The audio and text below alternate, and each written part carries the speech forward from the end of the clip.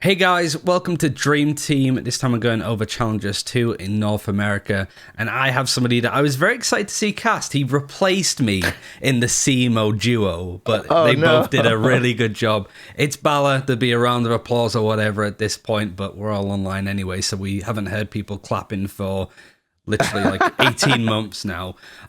Feels bad. Yeah, I guess. Like, for you being a color and doing other stuff, I've pretty much asked everybody else from the analytical side, like, how do you rate the players? How did you make the decision to pick up the six players that you wanted to highlight today? Like, do you look at stats a lot? Do you have them pass the eye test? Like, how do you seek that knowledge and truth, I guess, is how I describe it. I think it's like a mix of stats and mostly eye test. And I rate like teamwork and how they play with their teammates a lot more than anything else. The stats right now are kind of really basic. It's like ACS and ADR and stuff like that. You don't get to see like your flash efficiency rates there's a lot of stats in the game that are really cool, but they're just not exposed right now. Like how much your smokes block and stuff like that. But generally it's eye tests and the kinds of decisions that they're making, because I value that a lot in my teammates. So that's where my people will get picked. Start as we usually do with this kind of thing, the Sentinel role, and there are plenty of options. It was nice to see sort of like, for example, Steel back a little bit from 100 Thieves, for example. Yeah. But how are you doing this? Are you doing it based off the teams that did relatively well, qualified for Masters, even won the tournament? Yeah. I also like doing it for some players where it's like narrative based, where maybe they had a rough tournament previously, but they came back fighting, and you give it that because they, redeemed themselves somewhat. So who is your like Sentinel player of Challengers 2? Yeah, I think for me it was FNS easily, just because of the stuff that I saw him do in terms of like him delaying, the calls he was making, the IGL ability that he has. And I feel bad because like originally when I went through my list, I was like, oh, these are going to be all Envy players. But actually, I think there's some people here. Like there's an argument for Dapper. People obviously will bring up a Proto, but I think he had kind of a rough tournament. And then other than that, there wasn't anybody who really stood out. But it's hard as a Sentinel. It's really hard to stand out as a Sentinel. So for me, it's still FNS easily, just because of the IGL ability and the decision making, the delay that's purposeful for his teammates to get involved. Like the amount of times I saw FNS like give time for Mummy to come in and just absolutely crush it is really cool. I didn't see like too much new stuff from like a Cypher play, but just being so solid on his anchors is really good. Yeah, and like he's the main caller, isn't he, as well for Envy, I think, too. So, yeah, like a lot of there was no coach, as far as I know from talking to people, there was no coach trialing with Envy throughout this tournament. So a lot of it was off their own back, right? And that has to come from FNS to make some of the calls, use some of the strats that they maybe learn over the time. I had FNS down as well. I don't really think, I agree with you, where there's not really anybody else that I would mention. Probably Nature would be my like second front runner, I suppose. I think Dapper did have a really good tournament, to be fair. He often gets a lot of sticks, same with Zoms, but the support backline of Sentinels isn't bad by any stretch. I think they do get a lot of flack, and unnecessarily so, because they're not the big hitters, but I think Dapper was not only really good to watch when it comes to how he played the game, but he's a showman. He loves to spray dead bodies and teabag, and it just made the whole experience a lot more interesting and a lot more fun, and almost took the seriousness out of it a little bit. Kind of reminded us all that we are watching grown men, for the most part at least, play video games for a living, so you got to give him that. But I do think Nature or Kusta would be my like second front runners. Nature because he's come in, because like Immortals have looked so much better with him, but Kusta, what a pickup for Gen G. I didn't think that, it's not as if the player one or whoever who was playing that role previous was bad at all, but I'm surprised at how much stock they've been able to get from just adding in this guy. Yeah, Kusta last Challengers really impressed me. The stuff that he was able to do, the lurks he was able to find. Some of the new stuff that they're doing on Icebox with Kusta is really fun as well. But this tournament, man, Gen G just like had one of the roughest runs. It faced Immortals right away, and then 100 Thieves, and they're gone. So like Kusta doesn't stick out in stats. And the maps that they played, they got kind of stomped for the most part out of the tournament. So it's kind of rough. But do people... Sorry, go ahead. I was just going to say, do you think they're going to qualify for Masters? Oh man, I hope so, because that would be brutal. Yeah. Almost made it to Challengers 2 right away. They make it back through the open qualifier by beating TSM, and then they don't make it through Challengers 3. That would be rough. At least they're there. So that was like the good part of them, like beating TSM. It was so important. It gives them the 2 opportunities. I think they should. Like, thinking about the teams that still aren't there, I think they're one of the better teams out of that group, right? Yeah, I think so. I mean, certainly looking at like the open qualifiers, you kind of go, yeah, there's TSM still here, but that's kind of about it. NRG and Box, they've got so many changes that they're too volatile to really root for. It's the same with T1. It's the same with Cloud9. There's so many like roster moves that realistically it'd be great if they qualified. It would be a great sign of life, but no expectations are on any of these teams. Only TSM that have literally the whole weight of the world on their shoulders.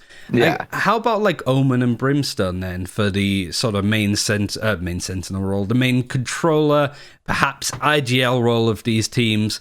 I think this has been the hardest tournament to do this for so far, because we did it for the Nerd Street Gamers, like Winter Championship, Challengers 1 as well. With Wyatt, and I think there were some stand-up players that you kind of go like, yeah, this guy 100%, but I think again for the Omen that there wasn't really too much to write home about. You could say Zoms because he played a tremendous amount of games and did a huge amount, but again, has it been that good of a performance? GMD is another really good player that seems to look better and better, but Genji obviously didn't get very far in terms of the closed qualifiers, so who have you got? Yeah, I think this tournament, actually, a lot of people were flexing Omen, like more than usual. We had BCJ up over there. That's on Split when Xset plays it. Mame is there now instead of playing Jet primarily for Envy, which is really cool. But we also saw the return of Nitro. And to me, Nitro is just so good, man. Like, if he's in the tournament, it's going to be really hard for people not to pick him. And for him to play Omen consistently and basically primarily only, I think that's my pick because, again, I rate the team play really, really highly. I really do. And the things that he does, man, nobody else is there as consistently for his teammates. So Nitro's got to be it for me. I really was impressed by Mame. The setups that he was doing, like on Haven in the finals, was just like, okay, buddy, you are always there with the flash ready for 2 of your teammates to go. And like across the map too. He has some really, really nice timings. But it's still just Nitro, and it's really fun to see him back again. Again, I had Nitro for my option, but I am going to go for Mummy because of the reasons that you said. I also think that Envy have been struggling with the amount that they've changed around the Omen player. It's funny to see such a pretty straightforward agent, I suppose, be so much of a problem for Envy to land a player to play him on. And I feel that whilst Mummy is a really good jet opper, jet opping isn't really as popular as it used to be. We only really see it on Split from these guys, where I think Caboose moves over to the Omen instead. And I think that we have unlocked Caboose and, of course, Food without a shadow of a doubt when it comes to their agent pool and their impact. But Mummy, taking a back seat a little bit to an extent, but still able to have a lot of impact with the operator, even when he has it in the hands of the Omen. But also when he moves onto the jet when needed on maps like Split, he still performs a tremendous amount. One of the reasons why they beat Sentinels the first time around and why they've very much got that monkey off their shoulder at this point. So I'm going to say Mummy because it's an underlying performance. You don't really notice it. Of course, players like Food are going to hit the headlines more, but the fact that Food did so well is down to Mummy enabling that, is the way that I see it, at least. I'd say him and Crashies enabled Food the most, like in all the different maps. Like, it's ridiculous the amount of support they get from him. But you're right, like unlocking Caboose too, that switch onto Omen is really all due to that. But when you think about like a 5-man team though, just like, because this wouldn't be necessarily a team with Food or whatever, and you can pick whoever, no matter whether you have to unlock them or not. I don't know. I think Nitro's still super, super solid the entire tournament. He's oftentimes one of the best fraggers on the team, even though Dicey kind of popped up a little bit this time. So that's definitely a role. Super important. Mame's good there. Nitro's good there. And I don't really think there's any other Omens that were super impressive other than the Flexes. The Caboose who played it one time and BCJ who played it one time as well. Yeah, Dre did too as well for LG. So Yet there is a lot more players playing it from like glancing at it, which is interesting that it's going that way. What does the rest of the team look like to you? To be honest, for the most part, it has been like the Sova, the Jet, and then the Duelist. Is that how you'd put the rest of this team together in your eyes? I think it's the best way to do it, not because it's like the best way to play or anything, but that just because it's de like facto, that's what viewers expect. Yeah, it's de facto. That's what players expect. That's what when the Twitch chatters, they're all in and they're like, who could be playing Jet? They all have the same exact setup, which is the NA standard, and for a good reason. I typically look more at like the player skills and not necessarily more the player skills and their role. Not necessarily their agent and what the agent defines as their role, but more like what they like to do. Right. Steel loves to lurk. I'm not saying that he can only play Cypher, but he does love to do that. So there's opportunities for him to play something like Omen in some cases. But I think it's a good way to do it. Who would your Sova be then? Because this is really hard when it comes to individual like agents. Yeah. I mean, I feel it's going to be Crashies because, to be fair, you could make a case for every single Envy player to be on this, considering how much they seem to have ascended beyond what we've expected from them. But for me, I've actually put Moose down from LG. LG didn't qualify. It was really unfortunate from them. But I think the reason why I put him is he had so much impact, certainly in that 100 Thieves game, where we're so used to seeing some of these LG players pop up. A-Pro is always going to be a name up there, Thief, Dre, but I feel like Moose and Stella don't get the credit that they deserve. And Moose especially has whiffed a lot of clutches. He's not had as much individual impact and at times has looked like the weakest link in this roster. Not this tournament. I know it's not been the best showing for LG, but I feel that Moose specifically showed me that he deserves to be on this roster. And also, it's just a nice opportunity to congratulate him for actually being signed as well, seeing as that was over the last couple of days officially. So there are plenty of other like Sova players like Crashies, for example, that just did more. But I do want to sort of give the shout out to Moose because not many people would, let's be honest. Yeah. I wanted to pick Crashies, but then I was like, oh, too many people from Envy. So I went with Gangsta, actually, from Immortals. And just because he's always solid, and compared to Moose, you've been talking about like the clutches and stuff like that. They both have a solid amount of them. Gangsta really does well in them as well. And he is just on point with some of the stats that you rate highly in terms of Sova. Like he has good assists per rounds. Compared to somebody like BCJ, who just apparently is just the fragger, no matter what, just gonna get those kills anyways. Gangsta's up there. Gangsta's really, really far up there, and good decision making, good mid round calling as well from Gangsta. Yeah, I mean, it's crazy how we're putting so many different players from the rosters that didn't qualify. Like, is that like? Let's go through quickly the Sova players. Like, Sinatra is great, but I think that we haven't seen the world-class side of Sinatra for quite some time for Sentinels. He was good. Weak this tournament. Yeah, he's good, but he hasn't been great, and I don't think he's been great throughout 2021. But I feel that that's been picky, but I think when you're looking at, it should be a top 5 player within the region, maybe one of the best in the world. You kind of, you criticize Zywoo if he doesn't perform at the level that you expect of him, right? So it's a similar thing, perhaps, for Sinatra. Crashies has been great. EU is a good shout for NRG if they got anywhere close to this tournament. Who else are we sort of missing? LG, Moose, we sort of highlighted. Except BCJ is actually not a bad shout because they qualified. I didn't expect them to. And then it would be... Who would it be for Immortals? Immortals are Gangsta. Gangsta. I put Gen G for some reason. I don't know why. I realized that now. Let me just sort of change that. Gen G is Mikhail. That's it. I don't know why I thought it was Gen G just off the top of my head. I think because I had it written down somewhere, or like the colors. Because there's so many dang players, man. Yeah, for sure. BCJ is definitely somebody who deserves mention because in all of these matches, the guy was fragging. And I didn't get a chance to watch first 2 XSET games, the ones against Envy, the ones against FaZe, and actually the one against Luminosity too. The only one I watched was against Sentinels, where they lost 0-2, and they were not looking very good. But when I looked at the stats, BCJ consistently is top fragging one of these matches, or in one of the maps at least, to bring them through and kind of solidify them a good advantage. So yeah, he deserves a mention for sure. One of the things I noticed though was that he is not getting the high assist per rounds that other Silvas are getting, which who knows? Again, if you watch the matches, you probably have more insight there. Mm-hmm. But I think that is important for Silva players as a metric, just generally to see if they're actually utilizing the kit to its full extent, or if they could be better used somewhere else. Right? Yeah, I get you.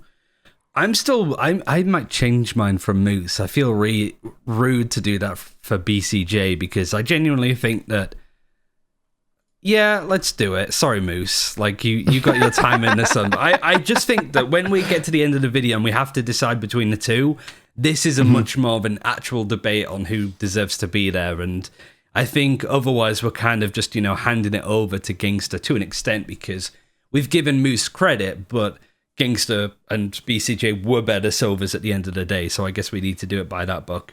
Yeah. What about jets or entries or however you would describe it? I don't think I sort of agree that Dicey didn't look bad. I think it was a better performance from him considering how much unnecessary flack he got. He's never going to be Wardell. Yeah. He should never play like Wardell because only Wardell can play like Wardell. I think that like Dicey has taken a leaf out of like Mummy's book with almost like passive holding with the operator, but it means that especially when there's no real breach in the meta for North America, that you can repeat certain angles and push and not really be punished by utility, for example.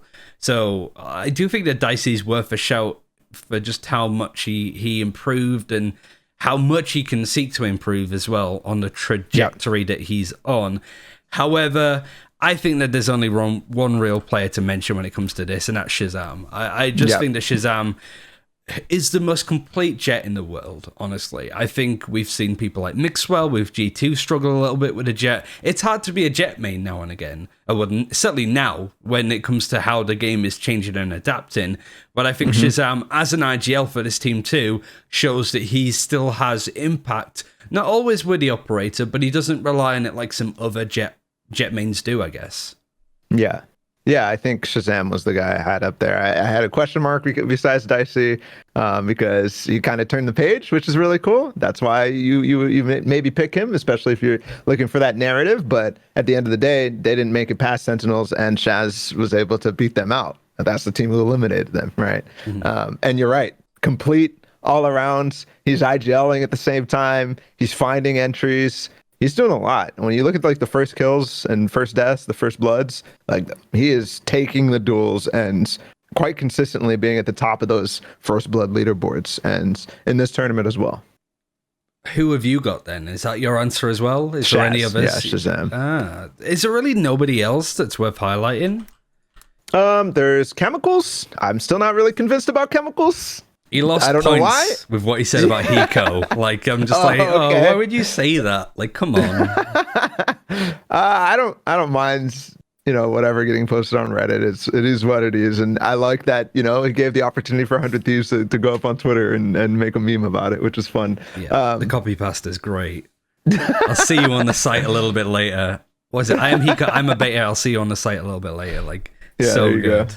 You're a Twitch chat aficionado, clearly. Yeah. I know it. I know it. As a YouTuber, I try to know the enemy for the most part. I'll move across, but I always feel... This tournament kind of changed for Jets, right? Like, this is the time where they're not really being as picked as often. I mean, like, the economy, barely right? Playing it. Like, that exactly. Feels the main thing, just because there's so many force buys, you don't see literally the big guns in play. I hope that changes. I like when the operator's in play. To be honest, I pretty much tuned out of all of the games for the first 6 rounds because it was just force buy after force buy, and then there was an eco, and then everybody could full buy and play properly, and then that's when you saw the switch on and pay attention. But yeah, it's like 6th round that you get the off online. Yeah, it's and if crazy. You lose it, it's gone. Like for a couple more rounds, it's crazy. But Shazam didn't seem to need it for the most part, at least.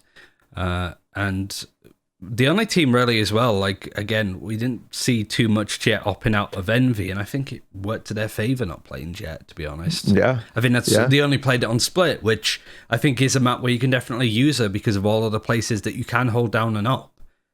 So maybe that's one. And the way that you can switch them around the map super, super easily and actually guarantee yourself something compared to the others.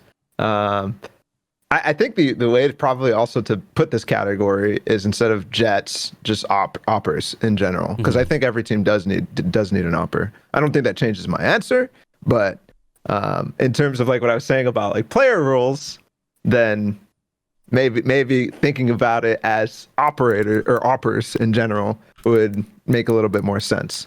Where I might slot in Mame, I might slot in some other people as well. Yeah, it's like opera and entry, I guess is probably the better terminology. Sure. Let's be honest, entry is going to be food, isn't it? It cannot be anybody else.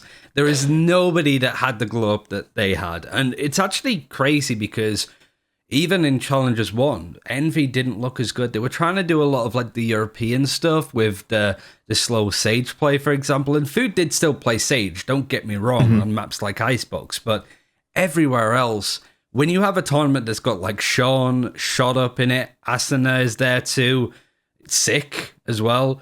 The fact that Food is the top name out of them and was the quite rightly crowned winner and should be MVP of the tournament, at least this part of it.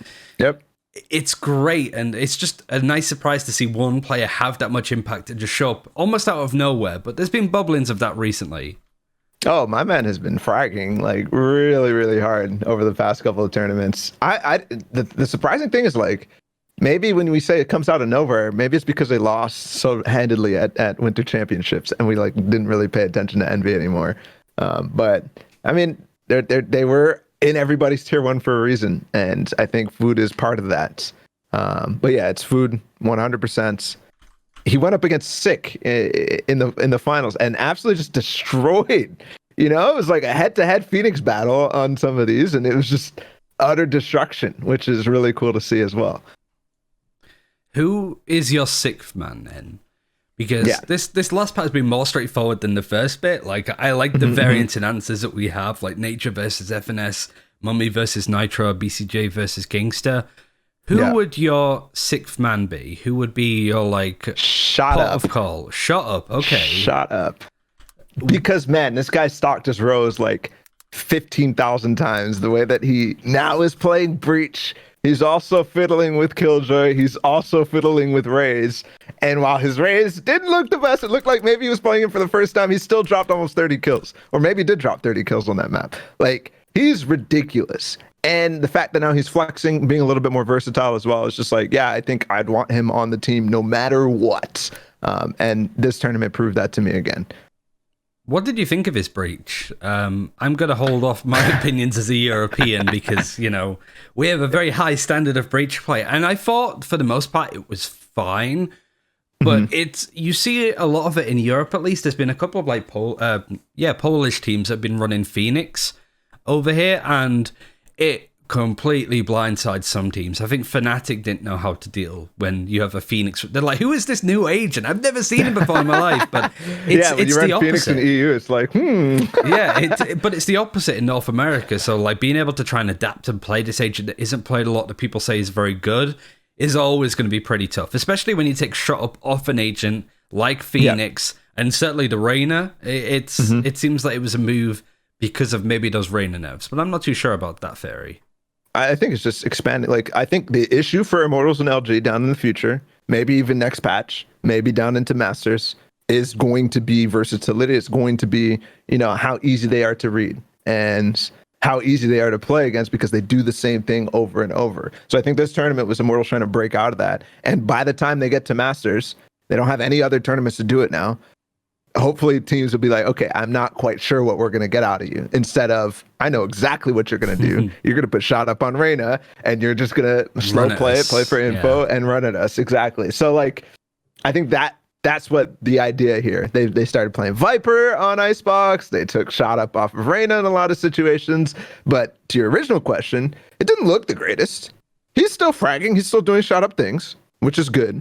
Like, you're not taking him completely off of the fact that he's going to carry. but there was no setups. There's no flash and dashes. There's no, I don't know. It just looks like they're not really ready for it yet to play it.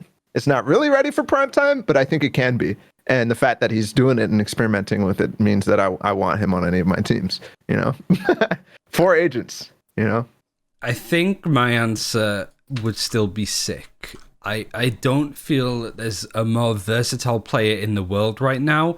I think the tournament that he had this time maybe wasn't as impactful as some of the other ones that we've seen from him over the past couple of months, certainly in 2021 where all of this kind of started. But it's still up there. It's still always up there. I think now he is feared and revered a lot more than he once was, which is nice to see because, even his teammates, I think, would argue that he never really got the credit that he deserved. His Phoenix is still one of the best and one of the most consistent as well. Yeah, sick is nasty. I feel like he didn't have the same type of performance because just in general, Sentinels, like towards the end of the tournament, were just like, yeah, whatever. It felt like they were flat at the end and they didn't care as much, even though the stakes were super high. So, like, especially in the final, sure, he still played well, but he wasn't at the same level of peak performance that he was in Challengers 1 or the Winter Championship. But yeah, I think it makes sense to give him credit where it's due, and I think it is due over and over and over again because this is another time where he plays a ridiculous amount of agents and is good on all of them. Specifically, the fact that he's playing that Sage on split so damn well now, on attacking side specifically, like that default that they have where they're literally putting that wall out on B every time, very G2-esque, it's working, and it makes Sentinel split even more scary. Yeah, and I mean, we can give him this sort of award because we're not seeing him in Challengers 3 because they qualified. Yeah, Challengers 3 is actually going to be a really bizarre, team lineup when it comes to who's left when all of the individual players that show up in the closed qualifiers.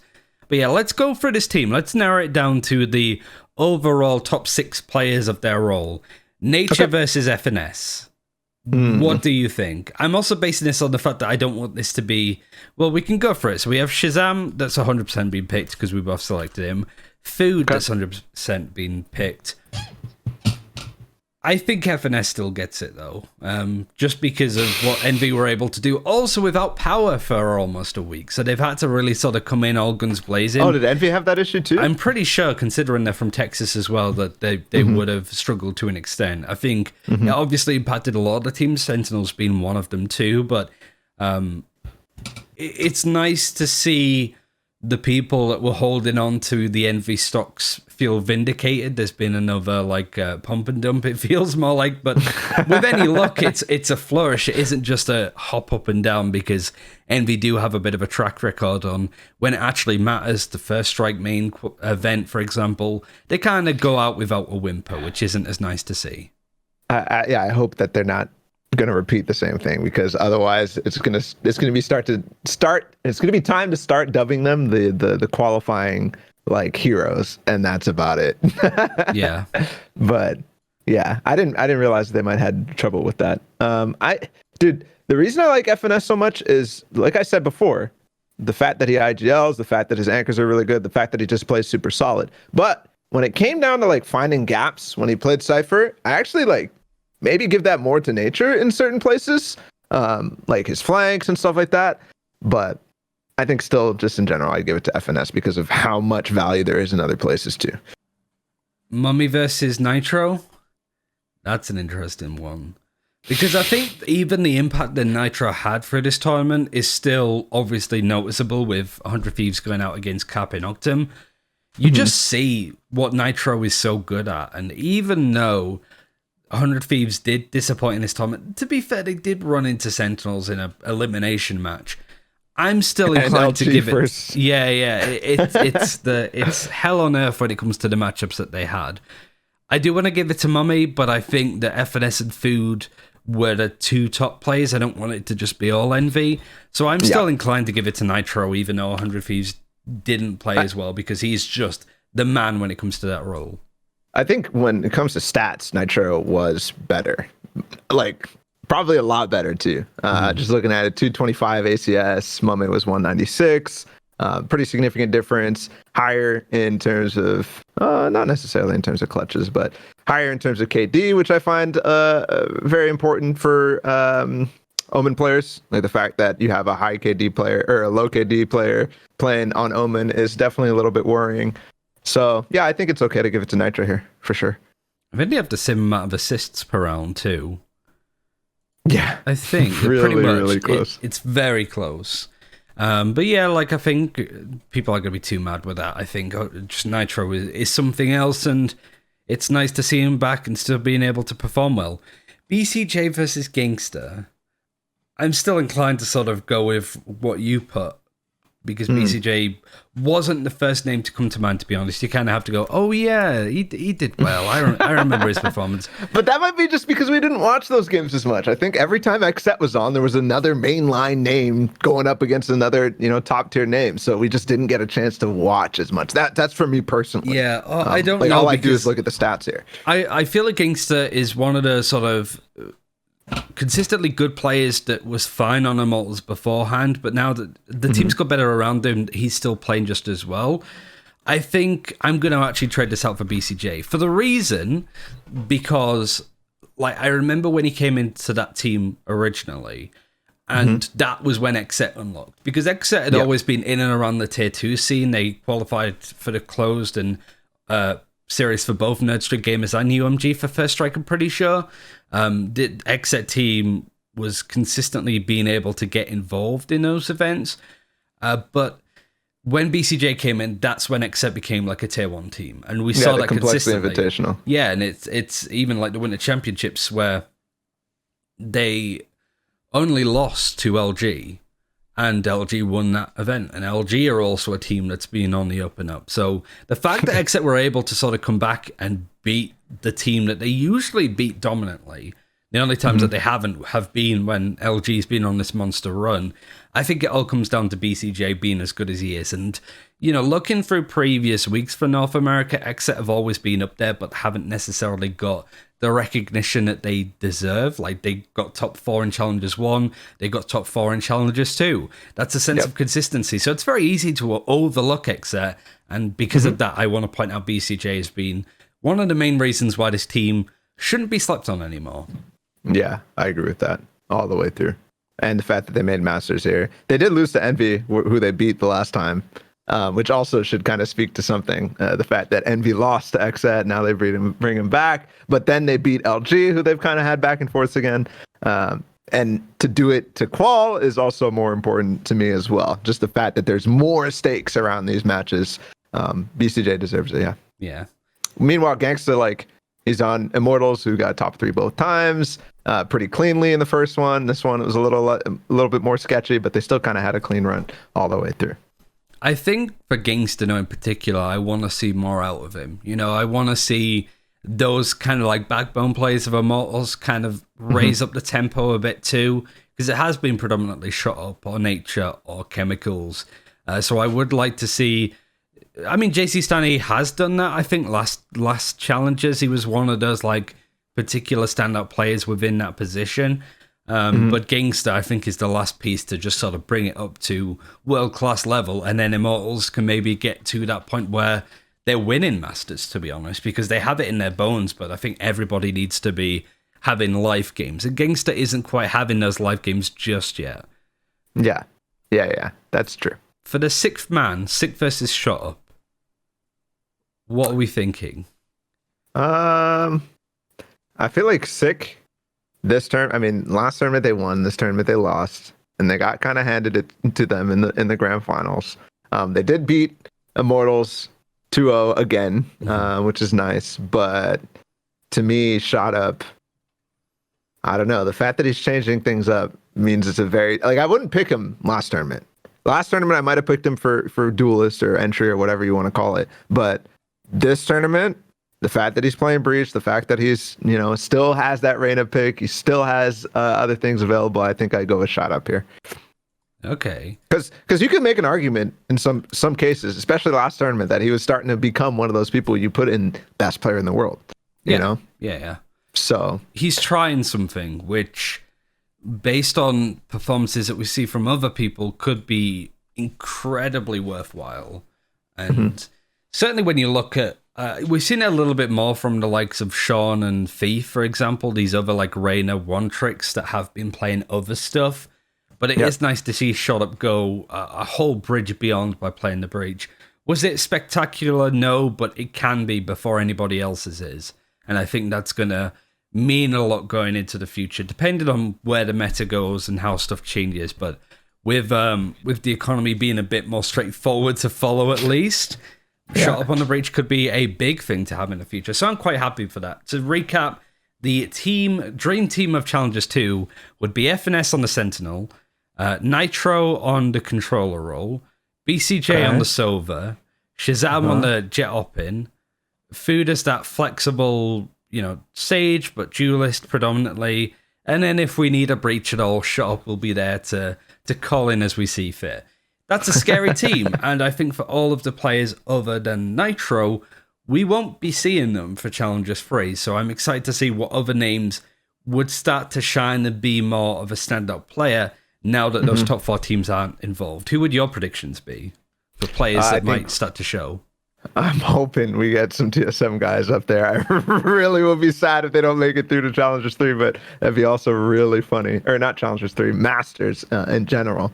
Other people, dude, like Corey and Baby Bay, like they don't get mentioned enough. Maybe it's just because FaZe has so many struggles, but these guys are really strong. Like Baby Bay's knives are insane. And then, of course, I think some of the Gen G guys will come back, like GMD. I think you guys had him in the Omen slot for Challengers 1. I think he's very underrated. The stuff that he does with his ultimates, no other Omens are doing really, which is cool. Like distraction ults, rather than just use it for scouting or use it to try to take some space. And then maybe some of the other Gen G guys too. But yeah, next week is going to be a really, really interesting one. I think that's why I put Gangster as the Gen G play, because I was thinking of GMD for some reason. I don't know why. Yeah, I'm tired. Double G's with Gen G and it's been a lot of Valorant to try and consume recently. It's nice, but like, man, especially with like being on a European time zone, it's like, let's play another key best of 3 at 1 a.m. in the morning, and I'm like, let's not. Let's just stop. That's why I was quite happy to see such a one-sided final, because it's like I can actually get like an early night tonight, because these games aren't going to last until past midnight, so I'm excited to see more. Before we finish, is there anything you want to shout out? You are starting to do more Valorant content on YouTube and obviously casted a bit of the Nerd Street Gamers event, so what are you going to be up to over the next couple of weeks? Yeah, hopefully just doing some more VOD reviews. You might see me do a little bit more casting, hopefully, and just in general, more content coming at you. So thanks for having me, man. And thanks for joining us. It was super fun to do. I'm really happy to do this kind of thing, and it's nice to see people enjoying it so much. But we'll leave it there for now. We'll see you next time. Challengers 3. Only 4 spots open left for Masters and all that narrative spiel. But there's going to be some good games. There's going to be some BM, and there's just going to be hopefully less force buys with any luck. So thanks for watching, and we'll see you then. Take care.